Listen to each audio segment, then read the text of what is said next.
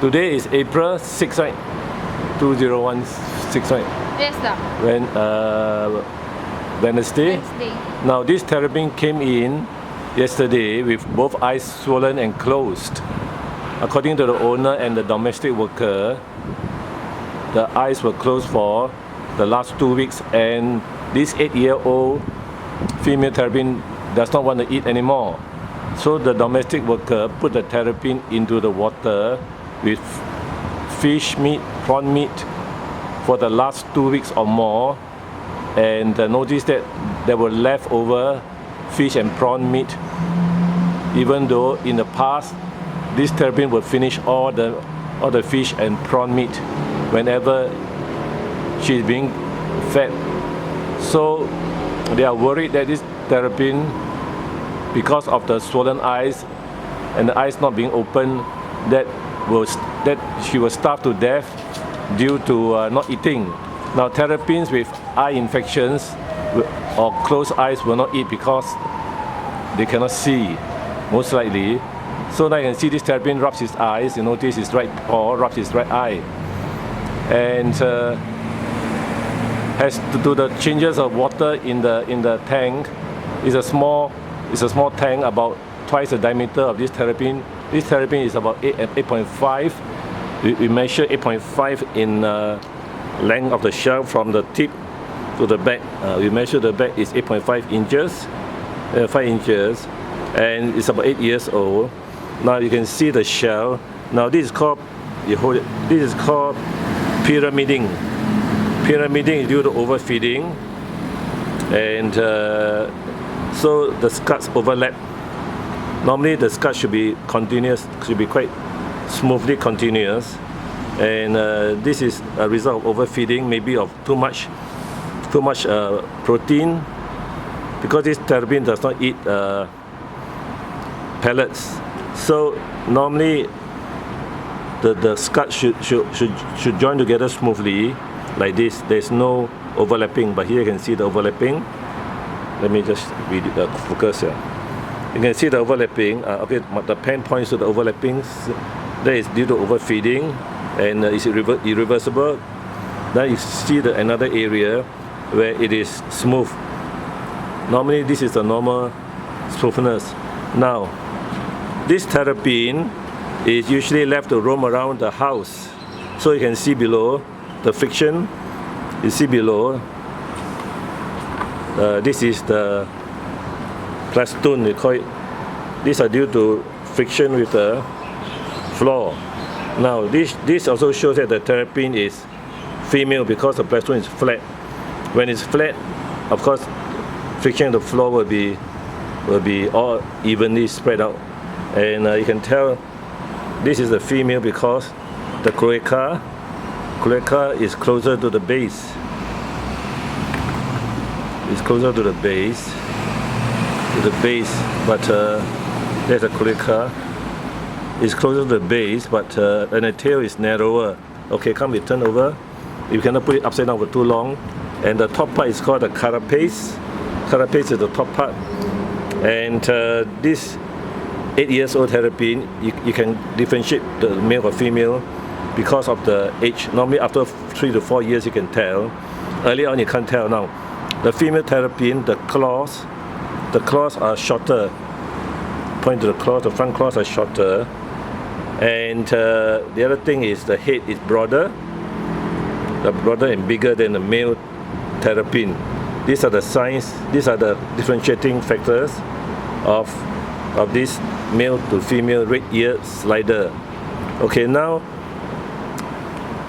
we have treated the terrapin and changed the water because the water was very dirty with fish meat, protein, prawns kept into the water for at least 4 hours. So the ammonia and nitrites and bacteria inside the tank, which the domestic worker put in for 4 hours with the terrapin submerged, caused the eyelids to be infected and the eyes to be infected. And so you can see that the eyelids are closed and slightly swollen, the lower eyelids. Then you see the left eye is not so badly affected, so he can still open his left eye. She can still open the left eye. So the treatment is to change the water, let the terrapin dry up, basking under the sun maybe half an hour to 1 hour, and put eye drops, which my assistant will do now. Put eye drops 2 times a day. She will hold the terrapin. She put eye drops 2 times a day, at least 2 drops in. And can you manage? Yep. Put 2 or 3 drops in, and then don't put back in the water first. Put eye drops.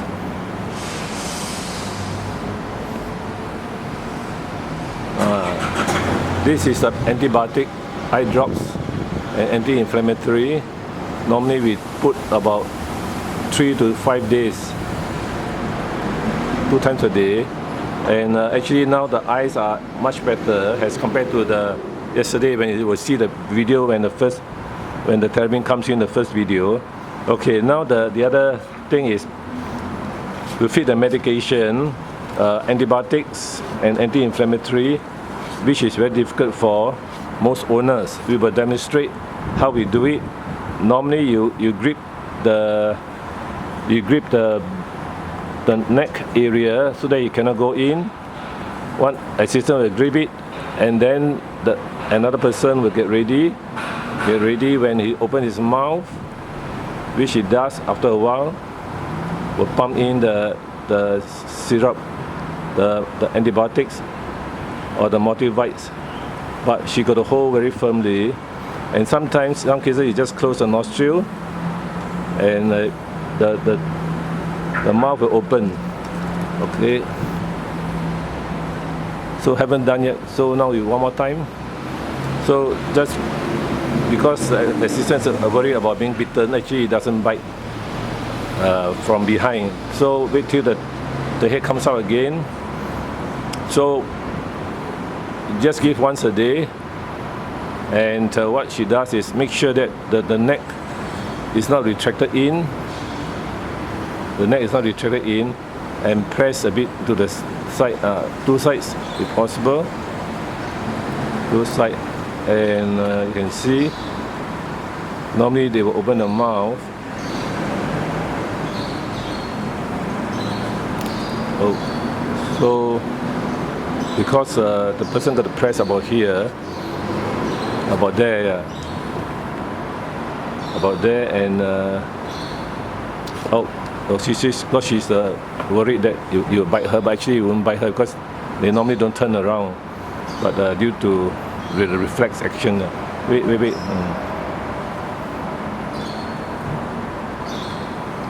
Normally very firmly, and if possible. Slippery dog. Slippery. Yeah, slippery is wet. Yeah. It's wet. Never mind. No, you just. We already given already actually, so I'm just demonstrating. We're just demonstrating. Sometimes you can close the nostril with the tissue or cotton bud. Close the nostril, and they do open. And when they open, you just put in. But the best is to extend the neck and just put along the lips to get the antibiotics in. Now the other way is to put inside the pellet. If the terrapin is eating, so you throw the pellet into the water, the terrapin will eat. Now it's not possible to hand feed the terrapin. They eat in the water, so you don't try to hand feed because it's not possible. And most of them won't eat from your hand. They eat from the water. So now we get ready again to demonstrate. To demonstrate one more time. Her hand must be maybe grip with the paper towel, and I will demonstrate one more time. But the neck must be fully extended because this 8-year-old female terrapin is quite strong, and it's not so easy. That's why the owners will not be able to do it. That's why we put it here for 2 or 3 days to treat it. So wait to come out more first. Yeah. come out more. Normally it's better to have 2 people, but one person hold the shell. No, let it come out first. One person might hold the shell, but we wait first. We wait. And you can see that the right eye is definitely swollen. The left eye is much better. You got to let him relax and come out first. You see the left eye is much better, it's open already and not so swollen, but the right eye is still puffy, especially the upper part, upper eyelids. And this is probably due to scratching, because when there is infection, conjunctivitis, the terrapin will use the front paws to rub the eyes, causing injury. And sometimes corneal ulcer, which we see on this left eye actually yesterday. Now, as far as hypovitaminosis A, that means insufficient vitamin A and metaplasia, it is possible also, but unlikely in this case, because the history is that the terrapin was submerged inside the tank with prawns and fish for 4 hours because it's not eating. So they hope that by putting in the tank for 4 hours, normally it's 2 hours, but 4 hours, that the terrapin will eat. Okay, come out already. She got it. She got it. Then now lift the head up a bit. That will be better. And normally I just drip a bit. So we just do it slowly. Okay, get the neck behind, further back a bit. No, she didn't get further back. No, wait. It's further back so that she cannot retract the neck. Yeah, cannot retract the neck. And then up a bit, the neck up a bit. Up a bit. There you see. Okay, good. Finish. That's it. Yeah. Although it might not be 100%. Wipe the mouth. And we will do it once a day.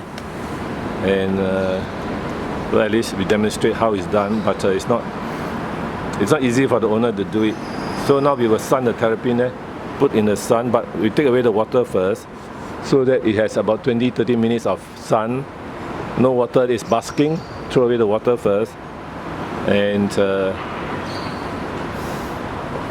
And this terrapin should recover, and since once the swelling of the eyelids is gone, I'll put that so we put in the sun, then put the terrapin in, about 30 minutes of sunlight, no water. It's called dry tanking, or dry docking. Okay, all finished, we can go already. So probably 2 more days you can go home already. So sunlight is important, ultraviolet light, warmth and basking.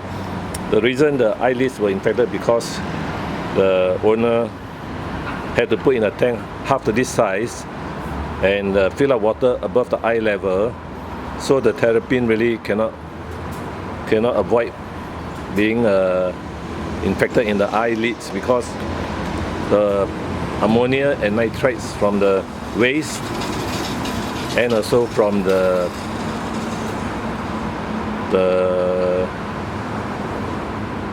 prawns and fish meat inside the water will rot, so causing a lot of toxic chemicals inside the water, and being exposed for 4 hours every day for at least last 2 weeks.